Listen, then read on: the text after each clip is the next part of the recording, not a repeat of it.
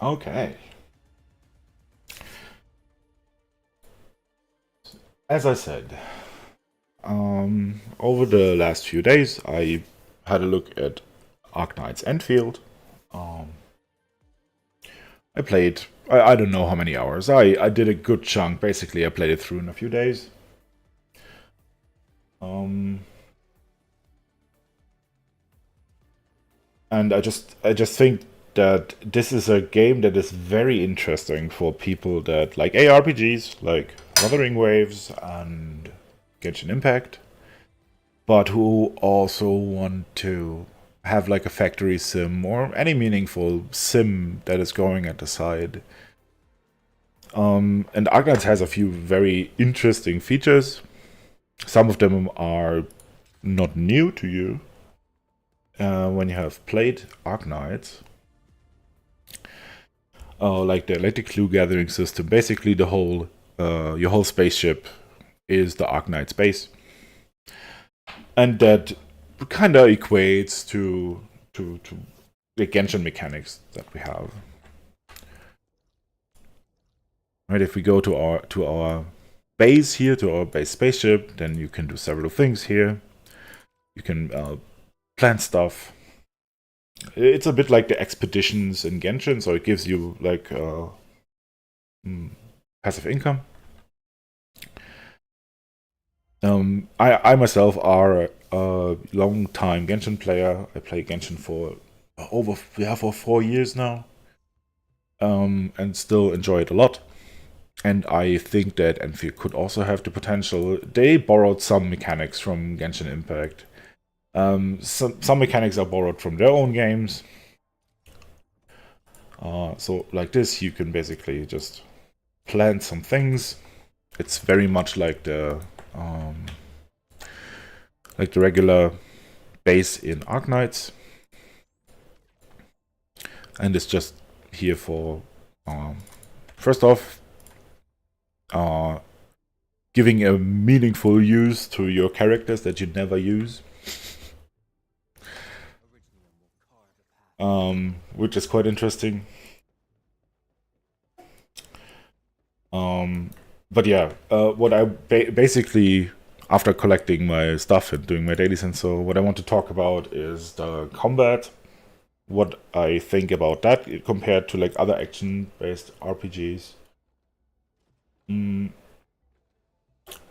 I want to talk about the factory sim a bit, coming from Satisfactory or Minecraft or whatever factory sim you can think of. And I still want to talk about how the gacha works here. Um, this is not a basic introduction into Arknights, really, but more like my opinion on which features are nice, which features need maybe some work, and maybe how easy it is to get into Arknights if you're coming from either the Satisfactory side, or the action RPG Genshin side.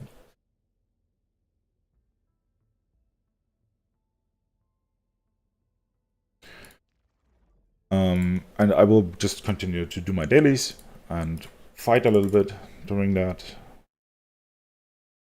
Because just like in especially Genshin Impact, you are very starved for the resources to upgrade your operators, which are the characters of this game, which you can see. Ah, great. Ah, it's great. Immediately when I opened the first thing, oh, my piano is still here. No.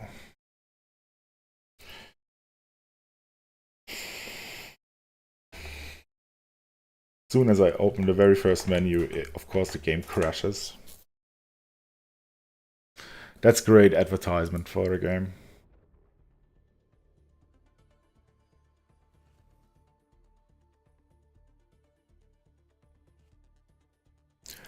But yeah, as a recap, what Arknights Endfield is, it is an ARPG that's very close to Genshin, and is not open world, unlike Genshin.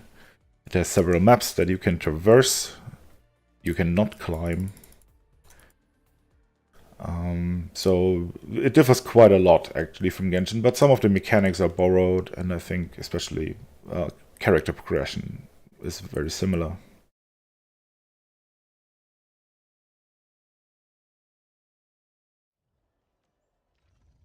Okay, I could open my character screen, that is good. As you see, you have a load of characters, of which you can take 4 into a team at any point in time. With these characters, you can roam around, you can run around, you can fight and solve puzzles, and a lot of these wonderful things. So it's much like in games like in Genshin Impact or Wuthering Waves. One difference definitely is that all of your characters are on field all the time, which definitely changes how combat works. So let's just quickly hop into... Any is really fine, because you are staffed very much. Anyone who started a gacha game like these, also like Arknights, in the beginning, you're always short on resources. Luckily, I grinded quite a lot and already have one maxed limited 5-star character that I got from the gacha pulls. It took me, I think, 80 wishes, but I will cover that later. The combat system feels like a mix of Dragon Age Origins or Final Fantasy XII and Genshin, because dodging is way more important. That seems to be like a trend, a common trend now, that those Dark Souls combat mechanics are everywhere after we had that in Clear Obscure, you know, in a turn-based game even. So all of your characters are online all the time, and they are attacking, but don't do much else. What they will do occasionally is to cast a battle skill, like I did right now. As you can see on the bottom right corner, you can cast the skills of all of your characters. Like Yvonne here throws this icy grenade. Now I need some healing, which can be either achieved by equipping items on your characters, like healing items, but those are limited to 3 times a match. As you see, I got healed here again. But also my second character, Shahi, can heal me when I activate her battle skill. So I will press 2. And then she will spawn this little cube around me that will continuously heal. At least when I do a final strike. A final strike is basically just a 4-string attack combo. And that's basically what you do all the time with your on-fielder. You just keep the attack button pressed, and you will perform a counter automatically. The thing that you should actually do, and that I can't because skill issue, is to dodge the attacks, and dodging won't interrupt your basic attack combo. The other thing a character has is a combo skill, like I did for Adelia right now. These skills are quick time events that trigger on various conditions depending on the character. And other than that, we have ultimates that fill up also with various conditions in a battle. So it feels like it feels new. It somewhat has an elemental system that is less interesting than that of Genshin, but to be fair, oh, I took too long. I rambled for too long.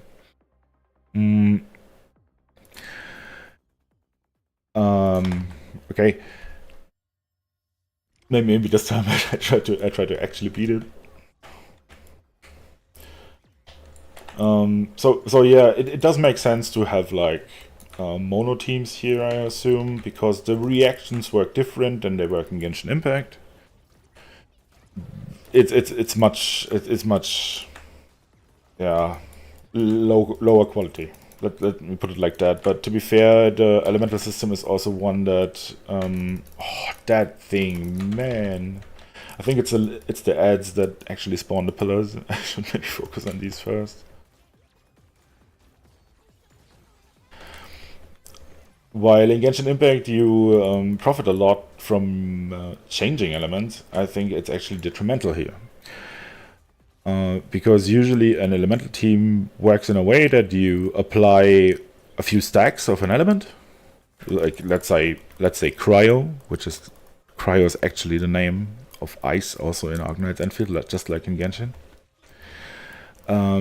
Then you stack like 4 cryos on an enemy, and then you have one consumer that will deal probably a large amount of damage consuming those stacks.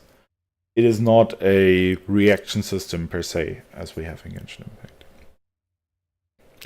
Other than that, it is quite similar. You have like daily energy, and you spend those to get character upgrade materials, and you make your characters stronger.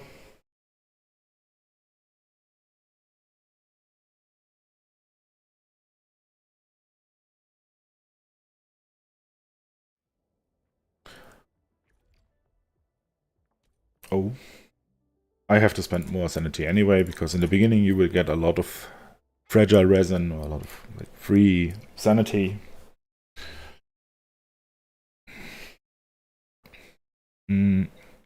It's also worth to mention that you can switch your characters. Like you decide which on-fielder you want to play. Like, I could also play as Last Right here, which is more like a melee tanky character, which might help here.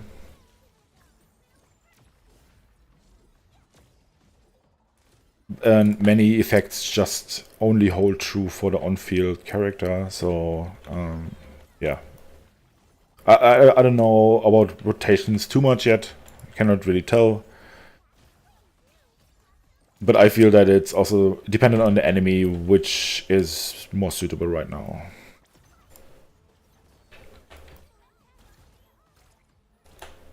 Ouch.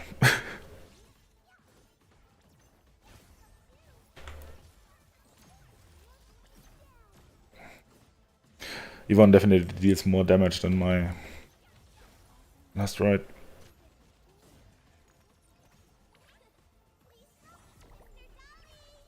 But also I basically put all of my resources into Nicole for now.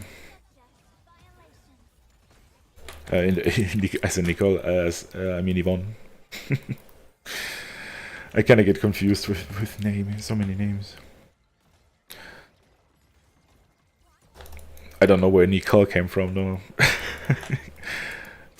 I didn't pull Vaka in Genshin, so I'm actually not like too desperate for Nicole's release. Oh, ow, ow. Oof.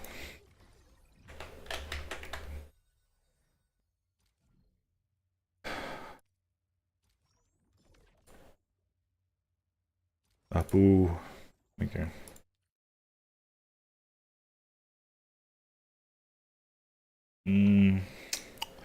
So now that I found some things,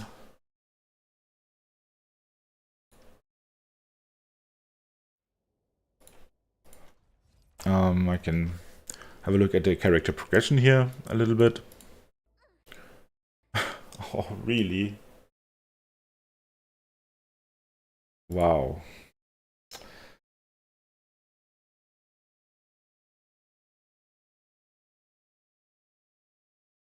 No.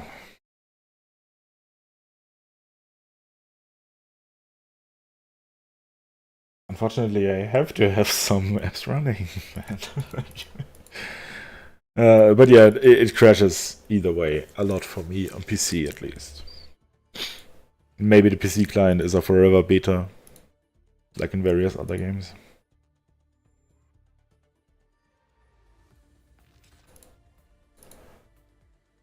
Okay, that's good. About every every section, there's a starting screen. It makes it easier to edit later.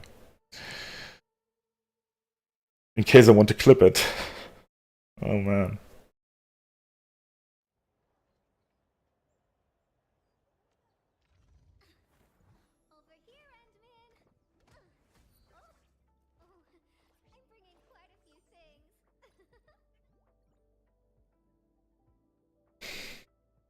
Okay, the character progression is very close to Genshin though. Like you level up characters, then you ascend them. Right. I will put my I don't have enough money, unfortunately. You level up the characters. Each character wields a weapon, so you also have a gacha for that, and but you have a wide variety of weapons to choose from. So that's pretty. Yeah, if we are used to Genshin, it's probably more generous here. Your grind later on will be these essences. It's like one thing that you have to grind really for each character or each weapon. Because the gear itself is not like in Genshin, like artifact based, but it's craftable. All of this is craftable. It has fixed stats. There's also a possibility to engrave that further. I haven't tried that out yet. But you actually generate your gear by farming in your factory. That's not something that you really get by exploration. You would get currency for that by doing world exploration. But actually it is about the factory.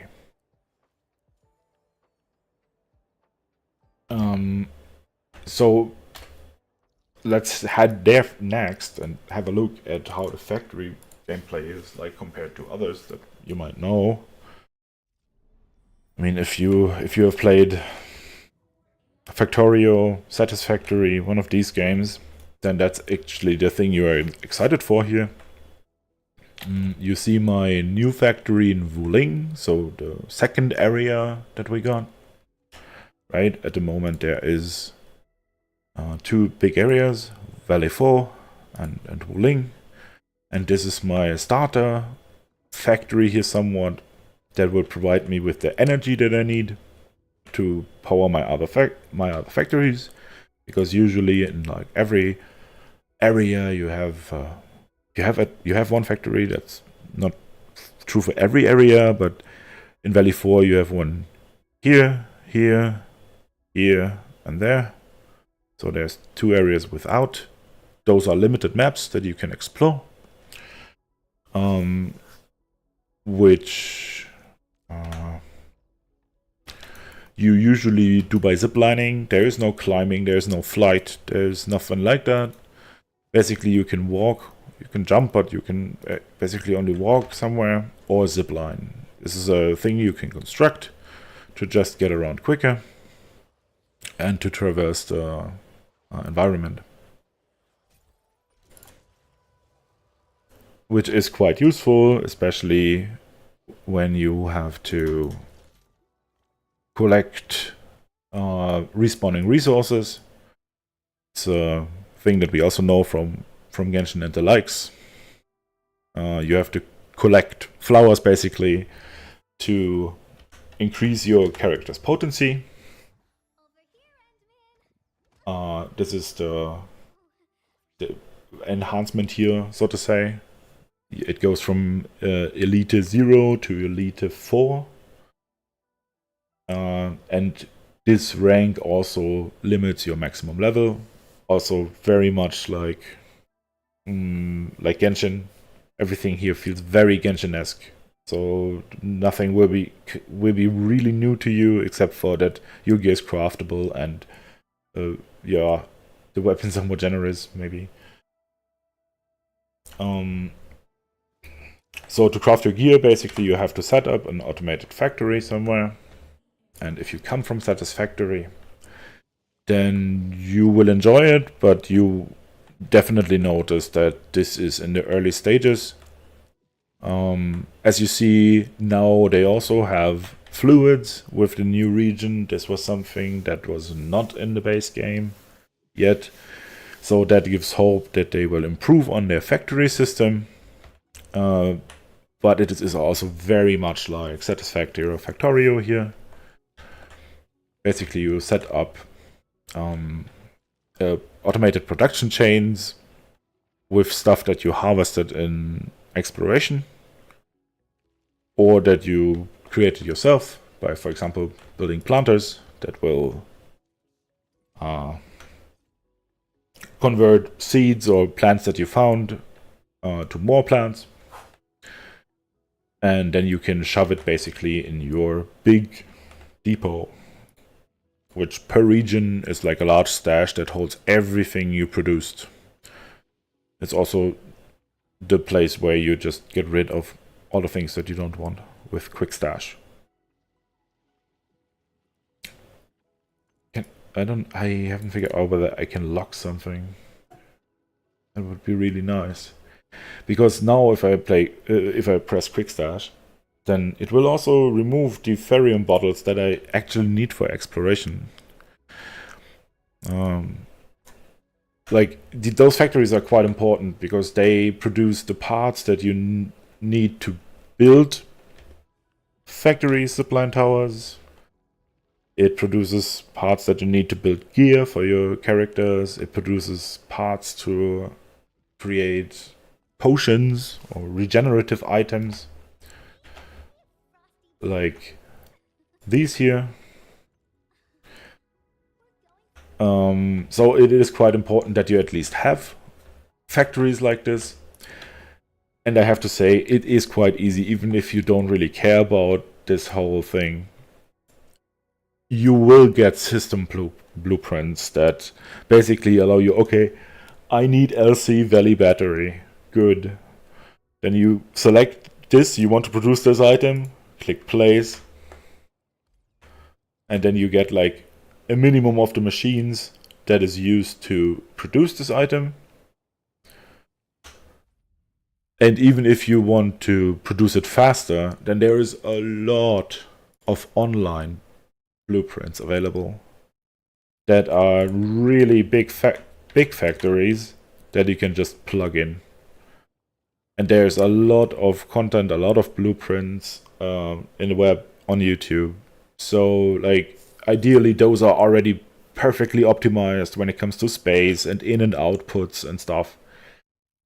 So, yeah, there's not a big hassle about this factory if you're not interested. But if you are, you can totally be the one who publishes those blueprints and, yeah, just makes probably 1,000 people's factories more efficient because a lot of people probably don't care about this. But then again, I don't know. Maybe they wouldn't be playing Arknights Endfield then. I'm not sure.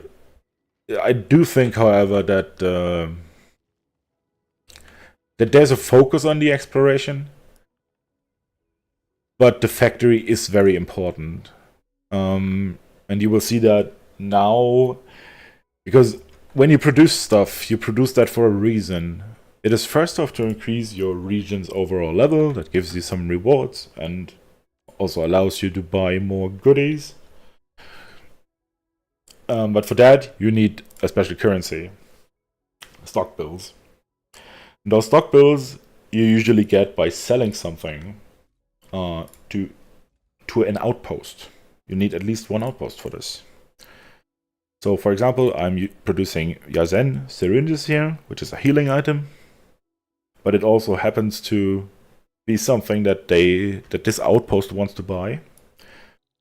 So you can put all of them in, sell, and you get this currency that you need for a lot of things.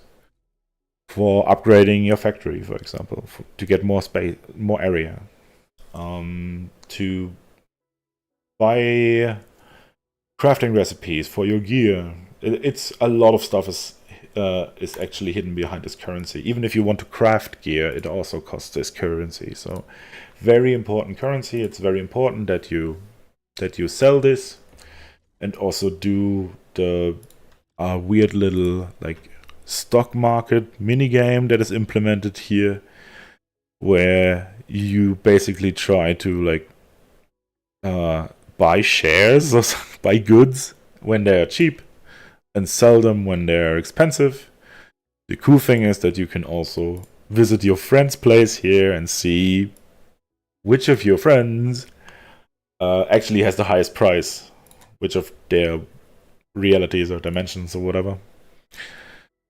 And for yeah, to get this currency, you have to produce things that your outpost wants to buy. You have an overview here. So all of these items would be actually nice to build, just so I could sell them, sell the items to the outpost. So that's kind of why the factory is important. I don't think it requires like perfect min-maxing, because oftentimes you are very much gated by just natural resources. There's not an unlimited amount of these on the map. As you see, most of them, or all of them, I already mine. But there is just a limit. There's a maximum limit on how much you can farm. Like, if I'm not mistaken, then I think one output belt from the depot, where you can output stuff from the storage, has like a 30 per minute. I think it's 1 per 2 seconds. So 30 per minute per belt. And you can do the math, because you can only really have outlets like this or at your nexus, and these are also limited. You strongly have to optimize towards these outputs, because you have they are much more limited than the inputs, as you can see even here. Right, this has a lot more inputs than it has outputs. And this depot bus is basically your remote storage access object, on which you can plug these depot unloaders to get more outputs. And luckily there's at least a protocol stash that can feed back remotely to your stash. But this was definitely something that was different to Satisfactory, in which you have to put more effort into having a centralized stash than here.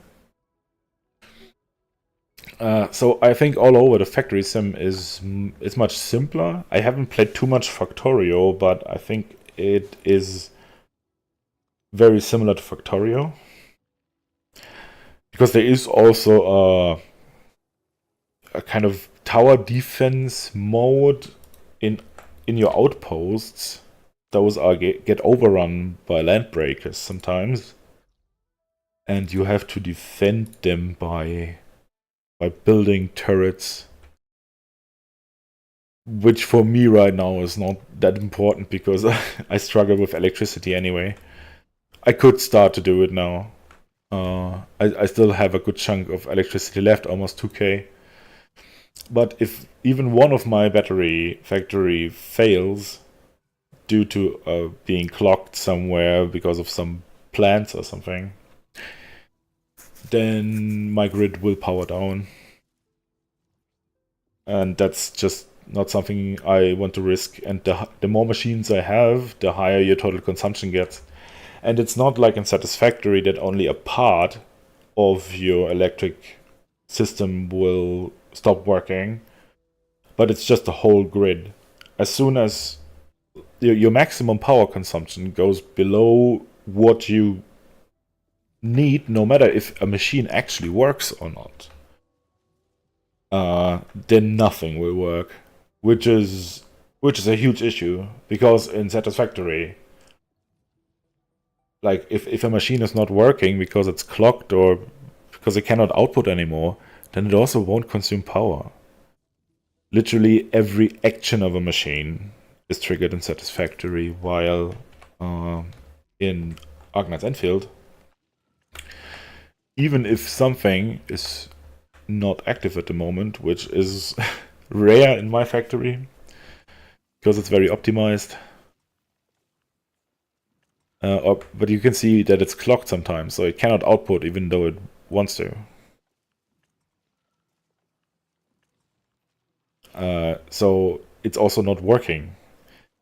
but it will still consume power. And that's a shame and is really frustrating because it will just as you farm these things like the batteries and goods for your outposts all day, all night, if your batteries run out and basically your whole factory stands still for a night, that is just a lot of progress that you lose. When you give those outposts enough stuff, then they will level up and allow you to sell them even more stuff and to get all over more stuff in the store where you can buy the goodies. And as it happens to be, I just actually can level up my first one to level 4, which I assume is the maximum. I don't know. I don't know. Rah.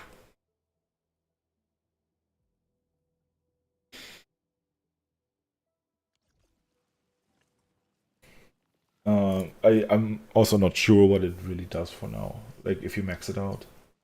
And if any of this is even relevant after you maxed your outposts.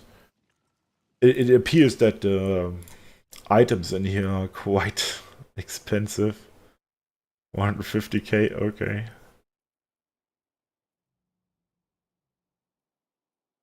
I kinda want these though. But not for the Wuthering. Ooh, that's expensive. I'd much rather go to the valley because I have much more currency there. Oh, but there it is now 600k. Okay.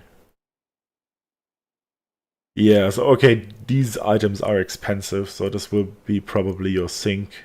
Especially those engraving permits that allow you to farm less RNG dependent essences. Those are expensive. But to be fair, I want them.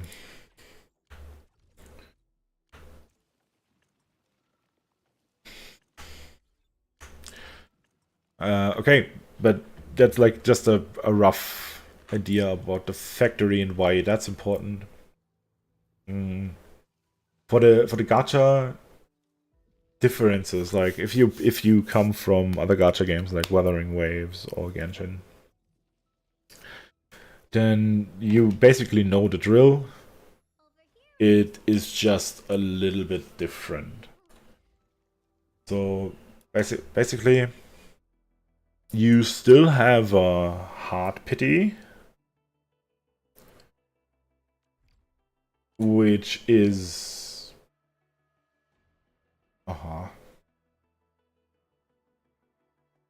120 actually. I went to pity once here and got her. So basically, it was reset. Is it 180 then? I actually think that this might be different now that I pulled Yvonne.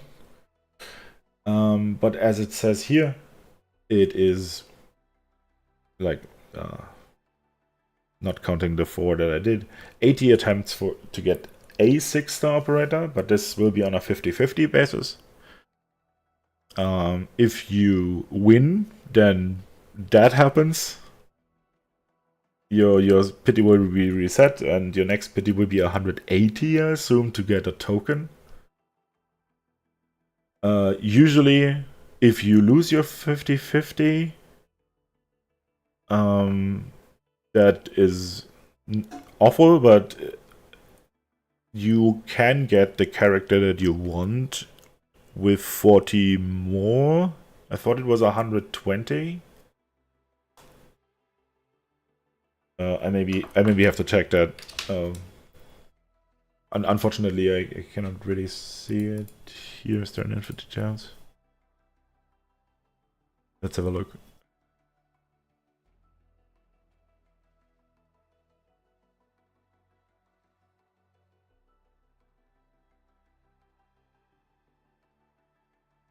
Oh yeah, that's also an interesting thing about the gacha system is that your last few limited characters will remain in the pool for the 50-50 loss, but only for a few banners, like 3. Okay, so you're guaranteed to get a 6-star operator within 80 headhunting attempts. Exactly, that's where I got my Yvonne.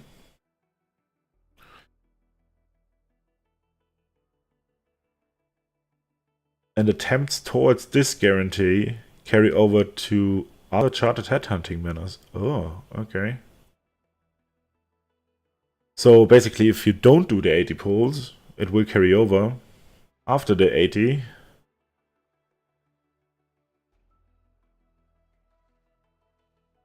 It won't?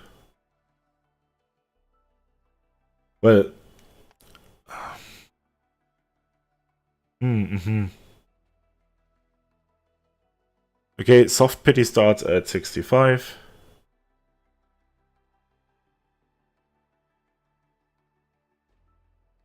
Okay. Mm-hmm. Okay. You have a one-time guarantee to get your character with 120 pulls. And at 80, you will already get a guaranteed, but this might be a 50-50. So it is weird. I don't personally think that it's very bad. It is definitely worse than Arknights itself, but I don't think it's worse than Genshin, WuWa, or those kind of games, to be fair. Especially since for all the pulls, you get like the equivalent of Stardust, I would assume. But here it is a different currency that you can use to pull on weapon banners that basically have 80 hard pity. And the limited weapon banners will stick around, also free banners, longer than the release of the character. I'm still trying to get Yvonne's weapon here. But I also have, there are a lot of good weapons that you can already use for your characters usually. But of course the signature will always be the best. And you can actually buy very good standard, like 6-star weapons here. Like I bought Eminent Repute for my poggers. And there, yeah, it's a guaranteed way of getting 6-star weapons or refinements for a currency that you get by pulling, which is, I actually don't think that it's a bad gacha system. Not gonna lie. Like many people, I heard many say that the gacha is somewhat horrible, but I think all over it's more generous than it is in Genshin and WuWa. WuWa I'm not so sure because they also have a separate weapon banner. Which is quite nice because that allows you to pull on weapons sometimes and you don't have to take away from your character pulls, right?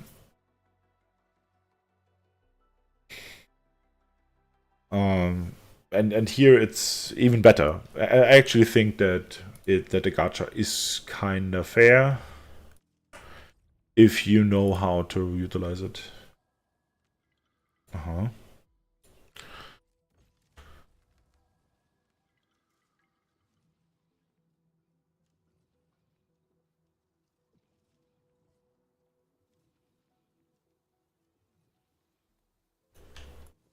And also compared to Arknights, because like usually for Arknights, I just missed Hoshiguma the Breacher, which was a limited character because I just didn't get all the pulls. You know, I was at 250 maybe, but I was missing the last 50 and I didn't want to pay. And like to have like a 300 pulls barrier to get the character that you need is a lot.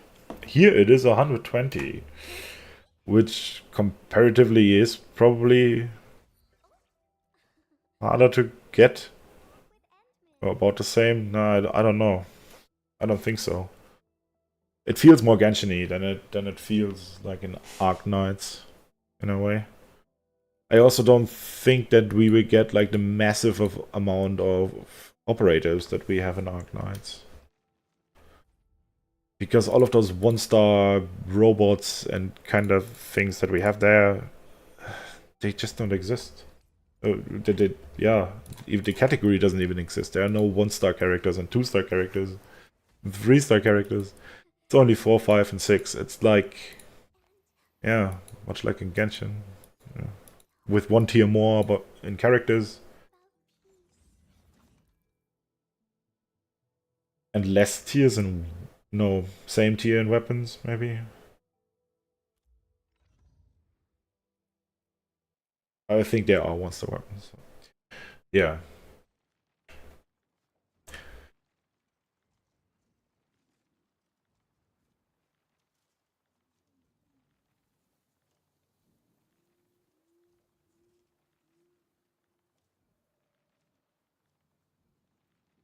That is so weird, though. Is it really?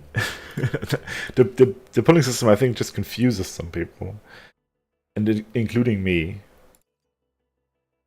So, because what they want to tell me is before I'm at 80 pity, it will carry over, but as soon as I'm between 80 and 120, I will not, yeah?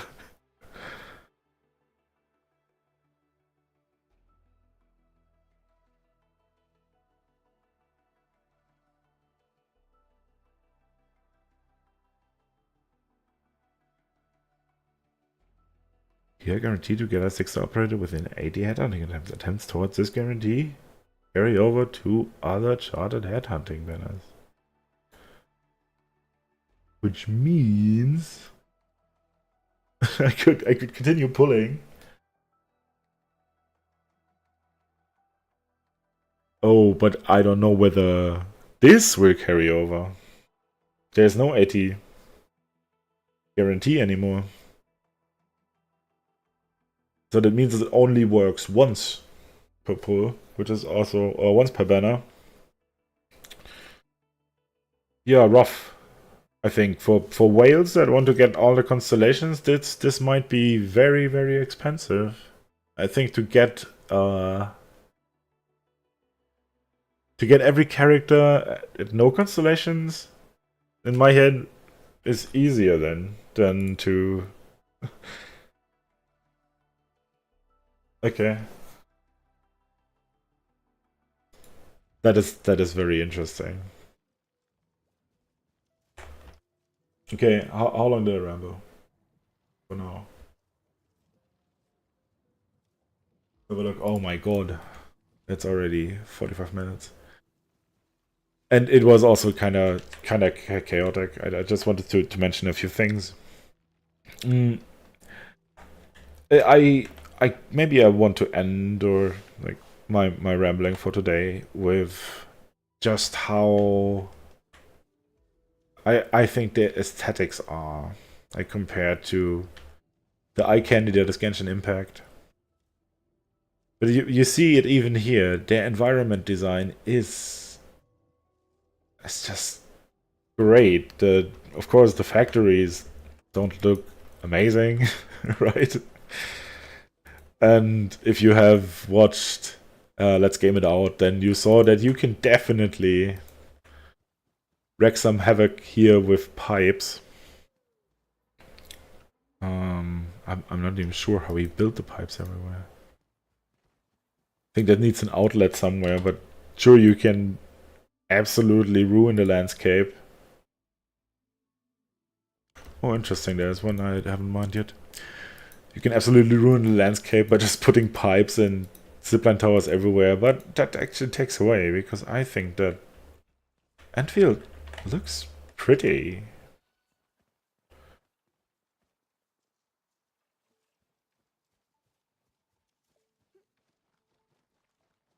And it's hard to compete with Genshin.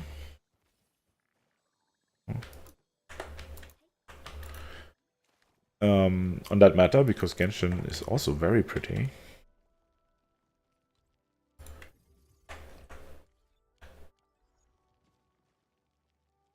I think that I personally like Genshin style more because, yeah, how to put this? I'm not too much into jiggly physics. Unless they are in a horse costume in the Astro Wonderland. And I think WuWa as well as Arknights is way worse in that regard than it Genshin is. So I still prefer the style of Genshin Impact. But it definitely looks better than the new Pokemon. I'm sorry. I saw Winds and Waves and everybody's so hyped. I'm interested, but I don't think that I would buy a new Switch for that. Because you know, if I can I zipline somewhere? If I have areas like this, yeah, in a free-to-play mobile game, I just ask myself, why would I still feed Nintendo this money? It's just I don't know.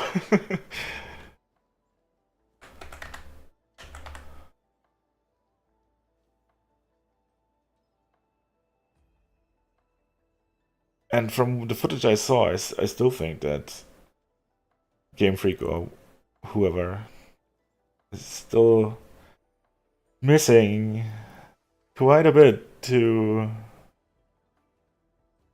even reach that level. It's a very nice detail, by the way, that first off, your whole team will sit down if they can. They don't like to cuddle, apparently. But that you have these little idle animations while sitting down. That is such a cute little detail. Actually, my niece brought this to my attention because she was complaining that in Wuthering Waves you cannot sit down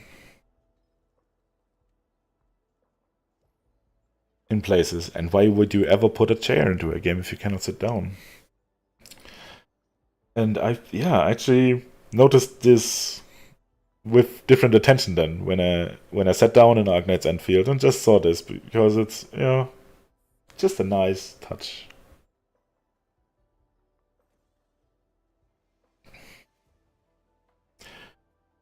Okay.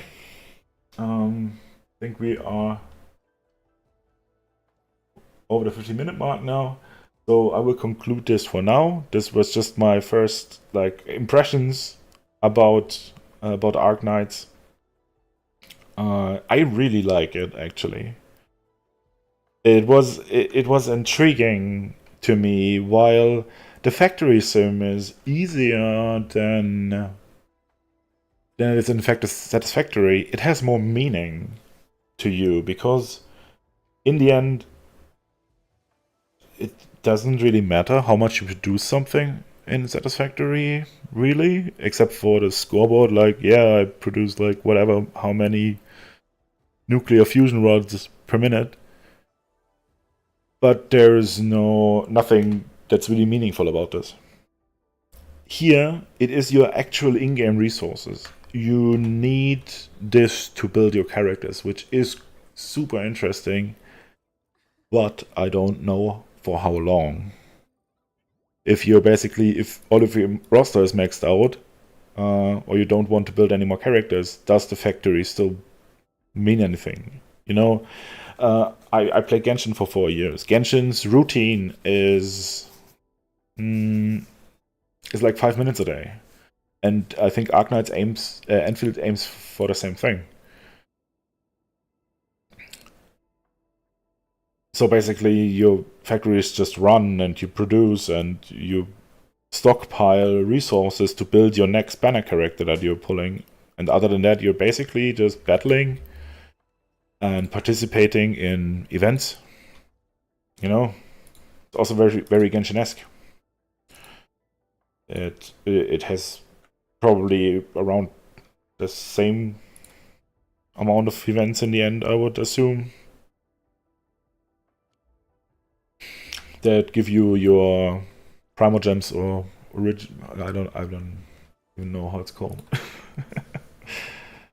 The premium currency to do your pulls.